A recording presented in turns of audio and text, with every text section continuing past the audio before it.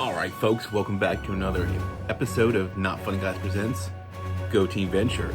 We are moving right along now into Season 5. Now we got off to a double episode helping last time, but now we're moving on to Episode 2, Venture Libre. This aired June 9th, 2013. So we're still in 2013, no massive jumps again. We're going to run a little consistency, no giant 2-3 year gaps. Written by co-creator Jackson Public. Now, Rusty is summoned by the military to go to South American country, which is now in revolution, because the leader of this revolution is his old Venture Stein. The X-1 is on the way, attacked by a pterodon, a dinosaur, flying one. And Hank is separated from Rusty in hatred, who are captured by Venture Stein's men. Venture Stein explains that he was sent to destabilize the revolution. Instead, he ended up joining it and freeing other tortured science experiments along the way. He uses a tablet the military gave Rusty to broadcast his message of revolt to the experiments around the world, and refuses to kill Rusty, which gets him into a lot of hot water with his own little other creations. His comrades basically demanded. Hank then is able to frighten him by dressing up as a bat. He's meant to be Batman. And begins killing them, and then tries to kill Rusty and Hatred.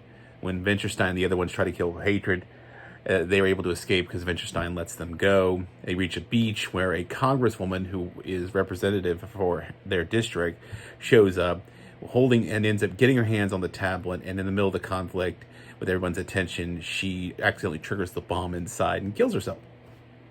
Pretty straightforward. Post-credit scene, we have while Rusty watches them rebuild Congresswoman, they rebuilt her just like he did Venture Stein. He rebuilds her. Speak on TV, it looks like the United Nations. Hank and Dermot are trying to practice with Helper. They get annoyed that Dean's rebuild, he has reduced the drumming noise that Helper made that annoyed him so much back in the past. So, and that's part of the little subplot that Dean has been trying to rebuild Helper from the walking eye version back to his normal self.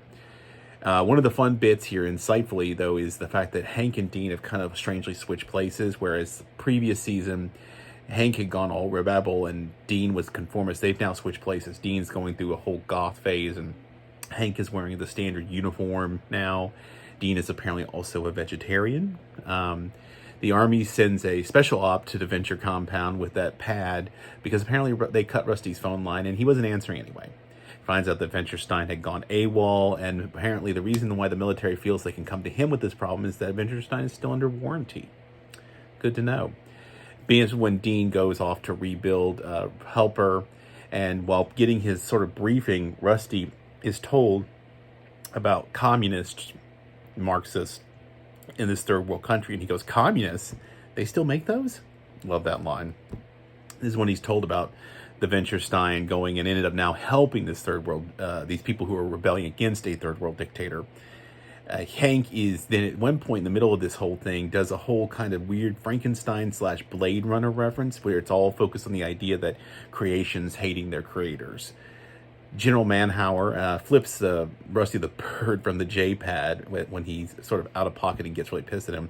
And this is JJ's version. He's invented a version of the iPad, and the J-pad itself is the bomb that they're supposed to use.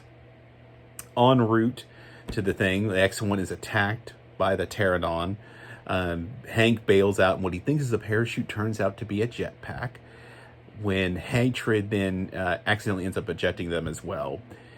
There's a politician who I swear is her name is like Marsha Blackwood. She comes to the compound, but she gives off weird kind of like Marsha Blackburn from Tennessee Senator and Sarah Palin vibes. She's campaigning, and Dean tells her, "My dad's not home. He's off on a mission, the military." And so she gets mad, and she goes to talk to General Manhauer, which is how we get to her at the end of the episode. Now, in the jungle, Rusty and Hatred meet up with what basically feels like some sort of weird cross between Creature Commandos and Island of Dr. Moreau creations, who have guns. They're animal hybrids. They're taken prisoner. They find out that Venture Stein is basically the leader of this group, some like Marxist revolutionary group. But their main enemy is other mad scientists and they've been freeing, because apparently these third world countries are where mad scientists like to hang out. So they've been rebelling and freeing them along the way. turned on the, of course, Venturstein reveals he turned on the Harmony when he was there trying to suppress it, when he found out that the young boy he saw in the videos when he was back in the learning bed in Viva los Muertos episode, he finds him as now as grown up, and he's like, oh no, I can't fight him. And so that's one of the things that apparently leads him over.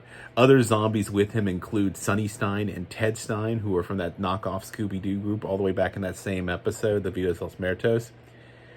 Hank, off on his own, earlier in the episode was told he wasn't allowed to have caffeine by his father, who then taunts him with coffee because he stayed up for 3 days, I think.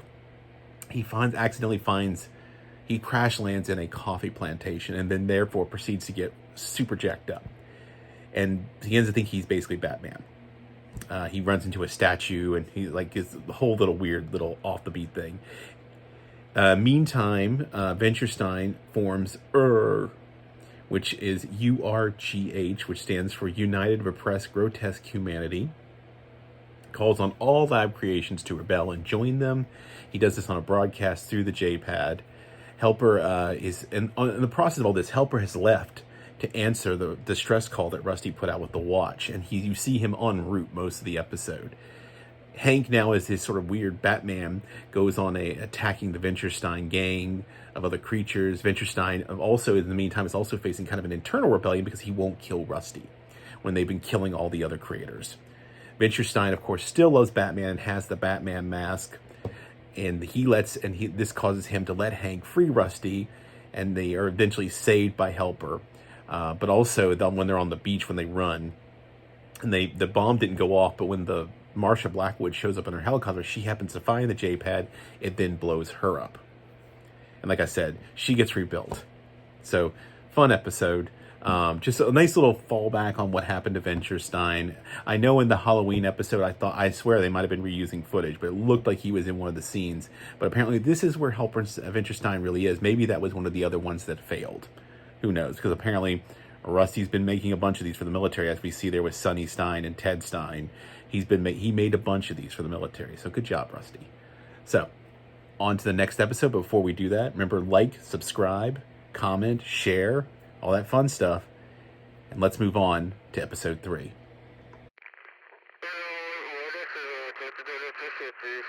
All right, episode 3, we have SPHINX Rising. This was originally aired on June 16, 2013, written by other co-creator Doc Hammer. 21, or Gary, is trying to work as a crime fighter now. He's trying to be all of SPHINX. Now it's all his. He ends up clashing with OSI. He ends up putting an ad out for other SPHINX members for people to come join SPHINX. In fact, ends up attracting all the old villainous ones who've gone into retirement. And then Hank does join his version of SPHINX. Ends up putting on a strength suit. We'll see that later. The old members commandeer the SPHINX ship and plan to use it to attack OSI mothership, but Brock and Shoreleave stop them. A guilty Gary laments his failure, but Brock assures him that he had good intentions. He tries to be nice to the kid. The Monarch and Dr. Mrs. the Monarch infiltrate the compound disguised and plant bombs in the tunnels, but Monarch's in shock when he finds a picture of him and Rusty as children with Jonas and his parents behind them, a meeting he does not remember. It's one of the great little mystery plots that will continue to be threaded along. Hatred finds the bombs, assumes it's Gary is responsible. He has Dean leave them in front of the SPHINX headquarters, and he tries to get him to talk about his attitude, and this is where the whole burden of he's holding the whole thing inside that he knows he's a clone. But Dean is not ready to reveal what's troubling him. And then, of course, these bombs go off and destroy SPHINX headquarters. So Gary's really out of luck.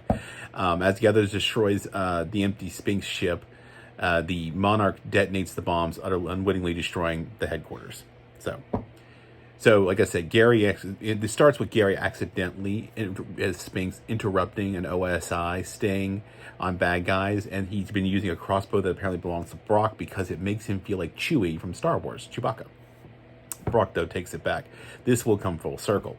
At the compound, Gary runs into Hatred, accurately predicts an entire Monarch attack down to every move. And it's really quite funny. This goes back to the whole idea that, he knows everything that Monarch's going to do. Gary then goes on a recruiting mission, posting a call, which ends up attracting old SPHINX members. Hank joins Gary, and SPHINX even has its own version of Cobra Commander with a really terrible voice who is seen hanging out stalking his ex-girlfriend at the beginning of this. Monarch and, like I said, Dr. Mrs. the Monarch come in and infiltrate with weird, kind of like what Monarch calls Scooby-Doo masks and outfits to infiltrate the compound, and they make up some story about being beaver inspectors or exterminators. Venture and Hatred think Hank is getting involved with a prostitute when they overhear him on the phone, called Destiny. That turns out to be the SPHINX suit name, the super suit. It's made for a woman, and like I said, he takes to wearing it. It is a super suit, gives him super strength and all that fun stuff. Rusty takes the Dr. Mrs. the Monarch and Monarch down into the tunnels where they use plant bombs, telling him that they're like meant to attract the beavers. Hatred and Deem later find the bombs, collect them, put them at the SPHINX headquarters. They think it's Gary, like we said earlier.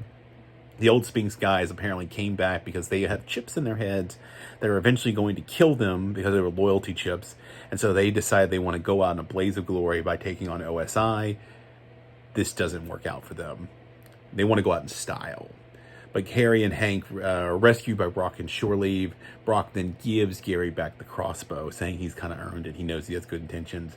But like I said, the most important revelation is that moment when they're in the compound that the Monarch finds that photo. And we'll try to throw a picture up of this one, but it's really fascinating because this photo is going to be a clue to so many other things that are going to start to unravel in coming seasons, later this season and into the other seasons as well.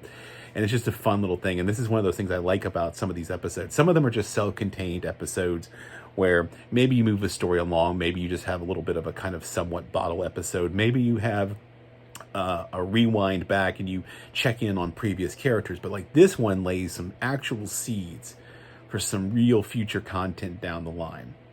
So that is SPHINX Rising. So join us next time when we will be looking at Spankatopia and OSI Love You. So I know a lot of people are fans of Spankatopia. We'll make sure we say that correctly. I don't even know if I'm saying that correctly, but we'll get to it. But that will be on Monday. So in the meantime, like, subscribe, follow along. If you haven't been checking out the Off the Reels podcast, you should do that. That is, right now we're in the middle of looking at some of the Edgar Wright films. We're in the Coronado trilogy. So we currently have Shaun of the Dead and Hot Fuzz are out now on the podcast feed. Notes and links for that are in the comments, but in the description section below. Also, we have coming up this Monday, we will have a release of World's End. I don't know where exactly we're going after that, which films we'll be doing, but I'll keep you guys updated. Until then, everybody have a safe weekend and go Team Venture.